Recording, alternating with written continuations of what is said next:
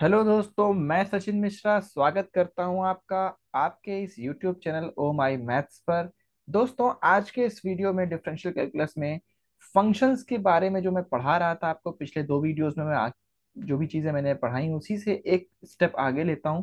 और इस वीडियो में मैं आपको एब्सोल्यूट वैल्यू फंक्शन और mod function, greatest integer function और सिग्नम फंक्शन, इन तीन कॉन्सेप्ट के बारे में बताने वाला हूं। तो चलिए, टाइम वेस्ट नहीं करता हूं और सीधे स्टार्ट करता हूं एब्सोल्यूट वैल्यू फंक्शन या मॉड फंक्शन के बारे में। मॉड फंक्शन एक बहुत ही फेवरेट टॉपिक है किसी भी एंट्रेंस एग्जाम का। और मॉड की प्रॉपर्टीज अगर आपको नहीं आती, मॉड की प्रॉपर्टीज दोस्तों सिर्फ इतना नहीं है जितना कि बचपन की क्लासेस में बताया गया है। -2 लिखा है तो आप 2 लिख लीजिए, +2 लिखा है तो 2 लिख लीजिए, ये चीज नहीं। मॉड फंक्शन अलग तरीके से काम करता है।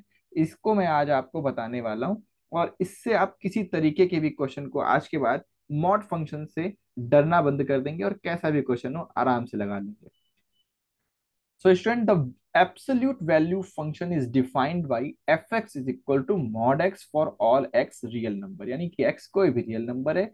या इस फंक्शन को आप अगर डिफाइन करना चाहो तो कैसे डिफाइन करोगे, और अल्टरनेटली आप क्या बोल सकते हैं, fx is equal to -x when x less than 0 and fx की वैल्यू +x होगी ग्रेटर और इक्वल टू 0 पे। यानी ये मॉड x लिखा होने का मतलब नॉर्मल x नहीं है। ये डिपेंड करेगा कि इसकी वैल्यू मॉड x की +x होगी या +x होगी या फिर -x होगी। ये डिपेंड करेगा। डिपेंड किस पे करेगा कि हम x कैसा ले रहे हैं। अगर हम x ग्रेटर और इक्वल टू 0 पे बात करेंगे तो ये पॉजिटिव वैल्यू होगी। लेकिन अगर हम x की वैल्यू कैसे बात कर रहे हैं, लेस देन 0 पे बात कर रहे हैं, नेगेटिव वैल्यू पे बात कर रहे हैं, तो फिर ये वैल्यू कैसी होगी, -x होगा। ठीक है, ये होता है मॉड फंक्शन का कॉन्सेप्ट। रुकिए, मैं इसे रफ नहीं करता हूँ। ठीक है, ये एक्चुअली में मॉड फंक्शन का कॉन्सेप्ट है। ठीक है, और इतना ही कॉन्सेप्ट है, बस इसमें क्या बहुत सारे कंफ्यूजन बना दिए गए माइंड्स में, तो वो मैं क्लियर करता हूँ आज यहाँ पर। देखिए, आपके सामने मैंने यहाँ पर इसका ग्राफ भी बना रखा है। ठीक है, और मॉड फंक्शन को अच्छे से समझना भी है हमको, क्योंकि लिमिट हो, कंटिन्यूटी हो, डिफरेंशियबिलिटी हो, सभी में मॉड फंक्शन के क्वेश्चन ही आते हैं ज्यादातर। fx -x when x less than 0 and x यानी कि positive x when x is greater और इक्वल्स टू 0। ठीक है, अगर इसका मॉड फंक्शन का ग्राफ बनाए तो दोस्तों ये ग्राफ ऐसा बनता है। यहाँ पर fx जो है पॉजिटिव है और यहाँ पर fx जो है वो नेगेटिव है। आप देख रहे हैं इस तरीके से ये करता है। लेस देन 0 पर ये वैल्यू है और ग्रेटर देन 0 पर ये है। मॉड फंक्शन के ये ग्राफ को याद रखना है हमें, और इसे ही हम ग्राफ कहते हैं केवल। कभी भी कोई वैल्यू मिलेगी, बस इतना सा होता है एब्सोल्यूट मॉड फंक्शन। अब क्या होता है, हम इसको तो समझ लेते हैं, लेकिन हमारे साथ प्रॉब्लम क्रिएट क्या होती है, जब मॉड ना देकर वो मॉड x+2, मॉड x-2 या मॉड x या प्लस माइनस में कुछ भी a ऐसा रख देता है। फिर हमारे लिए लिमिट, कंटिन्यूटी और डिफरेंशियबिलिटी के केसेस में जब मॉड फंक्शन को सॉल्व करते हैं तो हम फंस जाते हैं, क्योंकि हमने बस इतना याद करके रखा हुआ है, -x when x is less than 0, +x when x is greater और इक्वल टू 0। और यहाँ तो कहानी चेंज हो गई, यहाँ पे तो कुछ और आ गया। तो इस चीजों को मैं अभी आपको समझाता हूँ। देखिए, एक क्वेश्चन मैंने ले रखा है यहाँ पर एब्सोल्यूट मॉड फंक्शन पर। इसको देखिए और बताता हूँ आगे कैसे इसको सॉल्व करना है। देखिए, एक क्वेश्चन है आपके सामने, मॉड x+2। तो मैं आपसे ये कहूंगा, जब भी आपको कोई मॉड फंक्शन मिलता है और उसके साथ कुछ प्लस माइनस में लिखा हो, ठीक है, तो घबराना नहीं है। क्या करना है, अब जैसे रखिए, मान लीजिए मैंने कहा x+2 लिखा हुआ है, आप इसको सिंपली रफ में 0 कर दीजिए और x की वैल्यू फिर आपको क्या मिलेगी, -2। अब आपको करना क्या, वैसे ही ग्राफ फंक्शन करना है। बस चीजें कहाँ चेंज हो जाएंगी, जहां आप x इज लेस देन 0 बोल रहे थे वहां आप बोलेंगे x इज लेस देन -2। ठीक है, जैसे यहाँ पर मैं इसको बनाऊं, जगह नहीं मिल रही है मेरे को, चलिए थोड़ा सा यही बनाता हूँ कि अगर x इज लेस देन -2 बनाएंगे आप एक ऑप्शन में, और एक बनाएंगे x इज ग्रेटर और इक्वल्स टू -2। इस तरीके से आपको बनाना पड़ेगा। और जब आप लेस देन की बात करेंगे तो ये आपका ये जो वैल्यू है मॉड x नहीं है, कितना है, x+2। तो इसके बाहर नेगेटिव लगा दीजिए साइन। और इसके अलावा यहाँ पर आपको जब बात करनी है तो आप इसको नॉर्मली पॉजिटिव ले लीजिए। बस इस तरीके से हमें लेना है। ठीक है, अगर यही वैल्यू दोस्तों, जरा सपोज चेंज करिए, मैं यहाँ पर इसको बताऊं कि अगर ये x-2 होता मॉड, तो मैंने आपको कहा जो भी वैल्यूज है रफ में आप जीरो पुट कर दीजिए, मैंने इसको जीरो कर दिया। तो एक्स की वैल्यू क्या मिल जाएगी, 2। तो अब ये चेंज क्या हो जाएगा, मॉड फंक्शन कैसा हो जाएगा, अब चेंज हो जाएगा x is less then 2 and x is greater और इक्वल्स टू 2। और ये क्या हो जाएगा, यहाँ पर -x-2 और यहाँ पर +x-2। ऐसे आपको लेना है बस मॉड फंक्शन में, है ना। यही सभी की प्रॉब्लम रहती है कि जब ये प्लस माइनस कर देते हैं तब हमें क्या करना है। तो तब आपको इस तरीके से करना है, सिंपल आप वो वैल्यू क्या कर दीजिए, जीरो कर दीजिए। और जो वैल्यू निकल आएगी यहाँ पर आपने जो ऊपर अभी सीखा था जीरो के प्लेस पर वो 2, और फंक्शन में x-2 x+2 जो भी लिखा है उसे ब्रैकेट के अंदर करके और माइनस और प्लस में साइन लगा करके अलग अलग लिख दीजिए। लेस देन पे माइनस और ग्रेटर पे एज इट इज प्लस में लिख दीजिए। ये होता है दोस्तों मॉड फंक्शन का सॉल्व करने का तरीका। ठीक है। अभी आपके सामने देखिए यहाँ पर जो क्वेश्चन मैंने लिया है x+2 का, तो ये -x+2 हो गया, ये x+2 हो गया, और हमें इसको सॉल्व नहीं करना है। बाकी सॉल्व करने की जरूरत है, हमें लिमिट निकालनी होगी, कंटिन्यूटी निकालनी होगी, वहां पर इनकी नेगेटिव या पॉजिटिव वैल्यू लेनी होगी। हमें अभी समझना है कि मॉड फंक्शन को कैसे सॉल्व करते हैं, उसकी फंक्शन वैल्यू लेनी कैसे है और कितनी लेनी। अब अगर दोस्तों इसका हमें ग्राफ बनाना होगा, तो देखिए जब मॉड एक्स था तो वो ओरिजिन से पास हो रहा था। ठीक है। मॉड एक्स जो था वो इस तरीके का था, अभी ऊपर मैंने आपको दिखाया वो ओरिजिन से पास हो रहा था, लेकिन ये तो x+2 है। तो ये कहां से जा रहा है, एक्स माइनस, और आ कितना रहा है इसे जीरो करने पर, x-2। तो ये कहां से पास होगा, ये आप देख रहे हैं x-2 मैंने लिख रखा है यहाँ पर, x = -2 पॉइंट से पास होगा।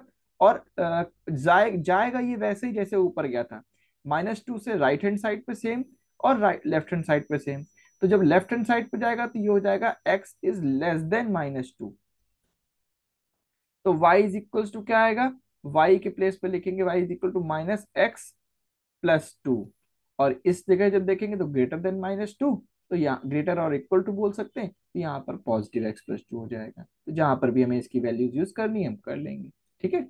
तो ये तरीका होता है, चाहे प्लस में आ जाए या माइनस में आ जाए, कुछ भी ए बी सी कुछ भी ऐड या सब्ट्रैक्ट कर रहे हो, और सिंपल घबराना नहीं है, उसे जीरो पुट करके आप वैल्यू निकाल लीजिए। अब एक ये ग्राफ देखिए मैंने यहाँ पर लिखा है, ये fx is equals to mod x+2 का ग्राफ है। ठीक है। अभी मैंने ऊपर आपको समझाया था, तो x+2 को आप क्या करेंगे, जीरो कर देंगे, तो क्या आ जाएगा, x इज इक्वल्स टू -2। तो अब अगर ये fx मुझे ये फंक्शन बनाना है, इसकी फंक्शन वैल्यू तो कैसी हो जाएगी, ये -x+2 हो जाएगी व्हेन x लेस देन -2, और +x+2 हो जाएगी व्हेन x इज ग्रेटर और इक्वल्स टू 2। और दूसरी बात, सॉरी ये माइनस का है, ऊपर प्लस का था, मिस्टेक हो गया थोड़ा, इसे चेंज कर लेते हैं, ये पॉजिटिव आएगा। सो ये भी यहाँ पॉजिटिव हो जाएगा, लेस देन 2 एंड ग्रेटर और इक्वल्स टू 2। तो जब आप x इज लेस देन 2 लोगे तो x-2 पॉजिटिव लेना पड़ेगा, और जब x ग्रेटर और इक्वल्स टू होगा तो नेगेटिव होगा। लेकिन अब कहानी कहाँ पे आ गई, x इज इक्वल्स टू 2 पे आ गई है। तो देखिए ये x इज इक्वल्स टू 2 से ऐसे पास हो रहा है। अब x इज इक्वल टू 2 से राइट हैंड पे ये क्या हो जाएगा, x ग्रेटर देन 2। और ये एफ एक्स कैसा हो जाएगा, एफ एक्स की वैल्यू इस लाइन पर होगी +x-2। और अगर यहां पर मैं बात करूं तो यहां पर हो जाएगा x लेस देन -2, और यहां पर एफ एक्स क्या हो जाएगा, -x-2। सो उम्मीद कर रहा हूं कि आपको इस वीडियो से अब मॉड फंक्शन क्लियर हो गया होगा। ठीक है। इन सब का यूज दोस्तों आगे लिमिट कंटिन्यूटी वगैरह में पड़ेगा, तो मॉड फंक्शन क्लियर होना चाहिए था, और मुझे लगता है अब आपको मॉड फंक्शन क्लियर हो गया होगा। तो चलिए नेक्स्ट टॉपिक पे चलते हैं, जो कि है ग्रेटेस्ट इंटीजर फंक्शन के बारे में। एक और बहुत टफ टॉपिक है ना, टफ नहीं होता, ये मैं पढ़ा रहा हूँ आपको, देखिए कितना इजी करने वाला हूँ। ग्रेटेस्ट इंटीजर फंक्शन की डेफिनेशन क्या होती है, let x be any real number and let this type of notation, यहाँ पर ग्रेटेस्ट इंटीजर फंक्शन को ऐसे लिखते हैं, denote the greatest integer n such that n is less और equal to x then for instance we है। इतनी definition आपको समझ में नहीं आई होगी, ठीक है, मैथमेटिकल है, कोई बात नहीं, सब छोड़ दीजिए। अब जो मैंने यहां से लिख रखा है इसको देख लीजिए, और इसी से आपका ग्रेटेस्ट इंटीजर फंक्शन क्लियर हो जाएगा। मैंने यहाँ पर डायरेक्टली न्यूमेरिकल वैल्यूज ली है। मैंने यहाँ पर greatest integer function of 3 check किया, तो मैंने लिखा है 3। ठीक है। मैंने -2 लिया, लिखा है -2। Very good. यानी जो भी फंक्शन वैल्यू 2 3 होल नंबर्स में आप रखोगे एज इट इज वो हो जाएगी। यहां से इतनी बात समझ में आई इन दोनों एग्जांपल से। चलिए आगे चलते हैं 1.9। अब यहां से कहानी जो है वो पिक्चर बदल जाती है। जब 1.9 लेंगे तो आप 1 से तो ऊपर गए हैं और 2 तक आप पहुंच नहीं पाए हैं। तो जब तक आप 2 तक पूरी तरह नहीं पहुंच रहे तो 1 पॉइंट समथिंग कुछ भी हो तो आपकी ग्रेटेस्ट इंटीजर वैल्यू क्या होगी, 1 होगी। डेसिमल वाली वैल्यू आप छोड़ देंगे, ठीक है। या मैं कहूं आपसे, आप राइट साइड पे जो वैल्यू पड़ रही है उसे लेना है। अगर 1.9 को मैं कहूं तो 1 और 2 के बीच में पड़ेगी, इसमें राइट साइड पे सॉरी लेफ्ट साइड पे वैल्यू कौन सी है, लेफ्ट साइड पे 1 है। आप 1 को ले लीजिए, ठीक है। तो सबसे पहली बात तो ग्रेटेस्ट इंटीजर वाली वैल्यू ले ली, पिक करनी होती है। और अगर आपको ये नहीं समझ में आ रहा है तो आप वो दो नंबर लिखिए जिन दो नंबर के बीच में नंबर पड़ रहा है। 1 से चले और 2 तक नहीं पहुंच पाए, 1.9 यहाँ कहीं पड़ेगा। तो इस नंबर को ऐसे मार्क करके देखिए इसके लेफ्ट साइड में कौन सा नंबर है, 1। बस यही आपका ग्रेटेस्ट इंटीजर वैल्यू हुई 1.9, ठीक है। ऐसे देखिए यहाँ पर -1.2 लिया मैंने। -1.2 के लिए क्या लिखा है देखेंगे आप तो देखिए, लिखा हुआ है -1/1.2 के लिए मैंने -2 लिखा है। अब आप कहेंगे ये कैसे हो रहा है, ठीक है। ये मेरा -1 और ये मेरा -2, जैसे नंबर लाइन में नंबर्स होते हैं ना वैसे ही लिखना है। नंबर लाइन में इसी तरीके से होते हैं नंबर, ये 0, ये 1, ये 2, ये -1, ये -2। तो देखिए मैंने -1 इधर लिखा है, -2 इस तरफ लिखा है, ठीक है। यानी आप ये कह सकते हो कि जैसे भी आप समझ पाए इसको ऐसे लिखना होता है। अब मैं इस पे बात करूं तो -1.9 या 1.2, यानी 1 -1 से चल गई है लेकिन 2 पर नहीं पहुंचे, -2 पे 1.2 यहाँ पर कहीं पड़ रहा होगा। मैंने भी ऊपर आपको बताया जहां पर वो पॉइंट मार्क करिए उसके लेफ्ट साइड में जो भी नंबर है उसे आप अपना आंसर बोल दीजिए। तो अगर ये 1.2 यहाँ कहीं पर है इन दोनों के बीच में, तो इन दोनों के बीच में अगर मैं इस नंबर को पॉइंट आउट कर लूं तो इसके लेफ्ट साइड में नंबर कौन सा है, -2। तो आंसर क्या हो गया, -2, ठीक है। ऐसे 2.3 है, जैसे मान लिया तो 2 लिखा मैंने, ये 3 लिखा। 2.3 कहीं यहाँ पड़ेगा। इसका अगर मैं कहूँ तो लेफ्ट साइड में कौन सा नंबर है, 2। तो 2.3 की ग्रेटेस्ट इंटीजर वैल्यू क्या हो गई, 2, ठीक है। ये तो मैंने मैथमेटिकली आप कैसे सॉल्व करेंगे ये भी आपके दिमाग में एक अच्छे से तैयार करने की कोशिश की है। अब इसके ग्राफ को मैं समझाता हूँ ये होता क्या है, एक्चुअली कैसे होता है। The function F X is equal to greatest integer function X for all X belongs to real number. ये इसके ग्राफ को समझ लेते हैं। इसका ग्राफ देखिए कैसा लिखा हुआ, greater linear function F x का ग्राफ लिखा हुआ आप ये देख रहे हैं। यहाँ पर कुछ डार्क डॉट है और कुछ एम्प्टी डॉट है। ये डार्क डॉट और एम्प्टी डॉट का मतलब क्या है, देखिए जब आप 0 से चले, ठीक है, और 1 तक पहुंच नहीं पाए हैं इसलिए यहाँ पर एम्प्टी है, ठीक है। 1 तक नहीं पहुंच पाए, 1 तक पहुंचने की कोशिश कर रहे हैं। तो 0 से जब आप 1 तक नहीं जाएंगे, यानी कि 0.1 से लेके 0.9999 कितने भी 9 लगा लीजिए, अगर इसकी ग्रेटेस्ट इंटीजर वैल्यू आपसे पूछी जाएगी जितना ही मन हो, 1 तक नहीं पहुंचे तो क्या होगी, 0 होगी।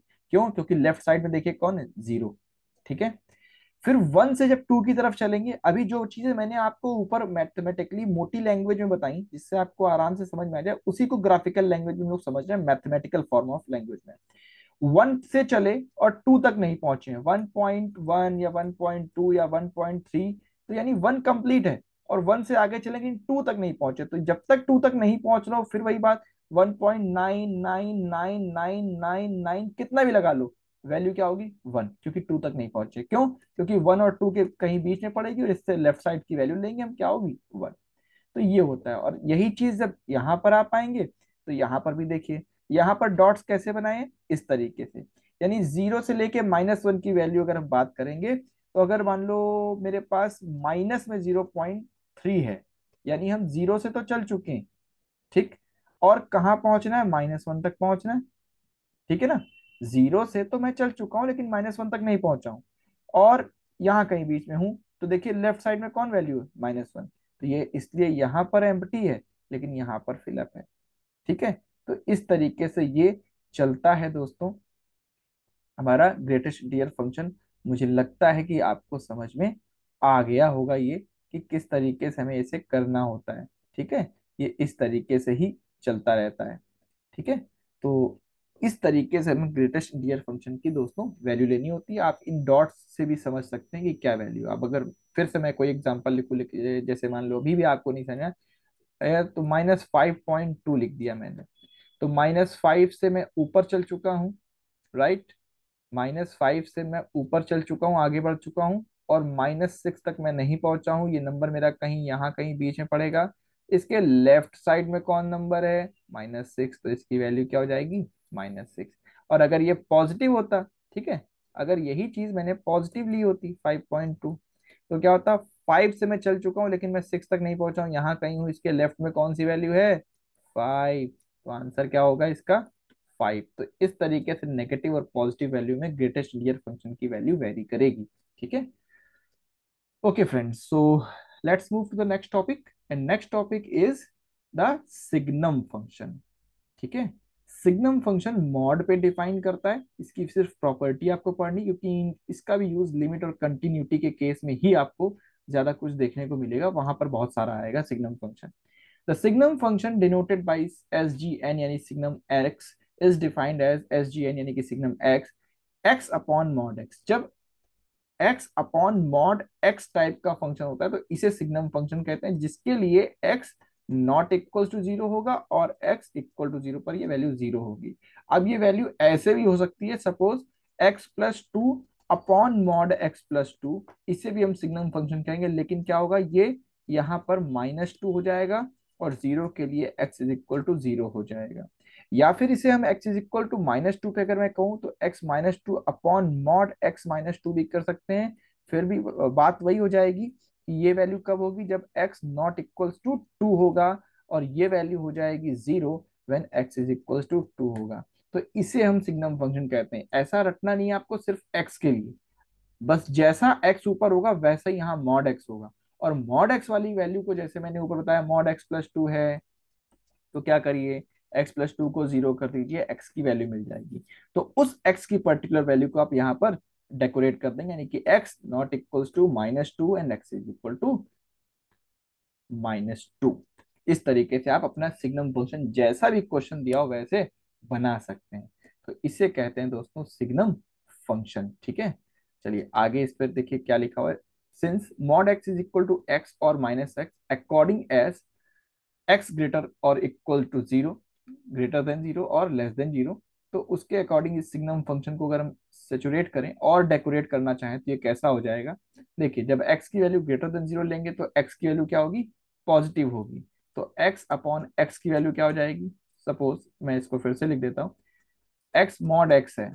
अगर मैं x को ग्रेटर देन जीरो ले रहा हूं तो x अपॉन मॉड x की वैल्यू क्या होगी? +x, तो इसकी वैल्यू क्या हो जाएगी? 1। और अगर मैं x को लेस देन ले रहा हूँ जीरो से, ठीक है, तो यही x क्या हो जाएगा? -x, तो मुझे आंसर मिल जाएगा -1। और इक्वल टू जीरो है तो फिर जीरो है। तो इसे मॉड x की वैल्यू जीरो के अकॉर्डिंग अगर हम कन्वर्ट करें तो इसी सिग्नम फंक्शन को 1, 0 और -1 according as x greater than zero, x is equal to zero and x is less than zero के अकॉर्डिंग इसे डेकोरेट कर सकते हैं दोस्तों। ठीक है। तो आज की इस वीडियो में दोस्तों यही 3 कॉन्सेप्ट थे आपके लिए, मॉड फंक्शन या एब्सोल्यूट वैल्यू फंक्शन, और फिर मैंने आपको बताया ग्रेटेस्ट इंटीजर फंक्शन, और ग्रेटेस्ट इंटीजर फंक्शन का बाद मैंने आपको इसके बाद बताया सिग्नम फंक्शन, जहां पर मॉड और नॉर्मल वैल्यू एक साथ लिखी होती है। और इन तीनों कॉन्सेप्ट का यूज लिमिट, कंटिन्यूटी और डिफरेंशियबिलिटी के केस में बहुत ज्यादा होता है। लोग डायरेक्टली लिमिट, कंटिन्यूटी और डिफरेंशियबिलिटी को डिफरेंशियल कैलकुलस में पढ़ने लग जाते हैं, जबकि उन्हें ना मॉड फंक्शन क्लियर होता है, ना ही सिग्नम फंक्शन क्लियर होता है, ना ही उन्हें ग्रेटेस्ट इंटीजर फंक्शन के बारे में इंफॉर्मेशन होती है। अगर हमारे पास इनके बारे में इंफॉर्मेशन है तो मैं अगले लेक्चर्स में अब लिमिट, कंटिन्यूटी, डिफरेंशियबिलिटी के क्वेश्चंस और उनके कॉन्सेप्ट लेके आ रहा हूँ। आप अगर ये वीडियोस देखने के बाद उन्हें पढ़ेंगे तो आपके लिए डिफरेंशियल कैलकुलस बहुत ईजी हो जाएगी। और अगर आप नहीं देख रहे हैं तो पहले मैं आपसे रिक्वेस्ट यही करूंगा कि आप इस वीडियो को देखें और फिर लिमिट, कंटिन्यूटी और डिफरेंशियबिलिटी के ऊपर क्वेश्चंस लगाएं, तो आपका 90% प्रॉब्लम्स बहुत इजीली सॉल्व हो जाएंगी, कोई प्रॉब्लम नहीं आएगी। ठीक है दोस्तों। सो ओ माई मैथ्स आपके साथ ऐसे ही बना रहेगा साथ में, और नई वीडियोस लाता रहेगा। मैं सचिन मिश्रा आपसे आज इसी मोड़ पर अलविदा कहता हूँ। अगले वीडियो में फिर मिलूंगा आपके साथ इसी जोश और जोश के साथ। तब तक ओ माई मैथ्स को आप अपना सपोर्ट देते रहिए। Thank you very much, that's all.